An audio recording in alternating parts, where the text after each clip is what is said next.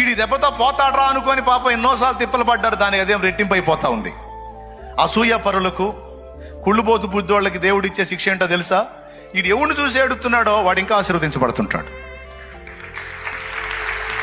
ఈ కుళ్ళుబోతు బుద్ధోళ్ళు ఎవరిని చూసి ఏడుతారో వాళ్ళని ఇంకా దేవుడు హెచ్చిస్తాడు. అదే వీడికి శిక్ష, పెద్ద శిక్ష. వీడు ఎవరిని చూసి అయితే ఏడుతున్నాడు వాడు ఇంకా అంతకంతకు ఆశీర్వదించబడుతుంటాడు. వీడు కుళ్ళి చేస్తాడు.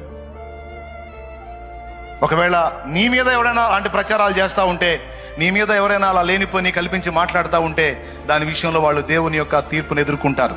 కానీ ఒక్కటి జాగ్రత్త, నువ్వుగా మాత్రం ఇతరుల మీద లేనిపోని పనికి మాలిన అబద్ధపు మాటలు మాట్లాడదు. తప్పు చేసినా సరే, వాళ్ళు తప్పు మనుషులైనా సరే నువ్వు మాట్లాడకూడదు. నేను నీకు ఎప్పుడన్నా చెప్పానా ఫలానోళ్ళిలా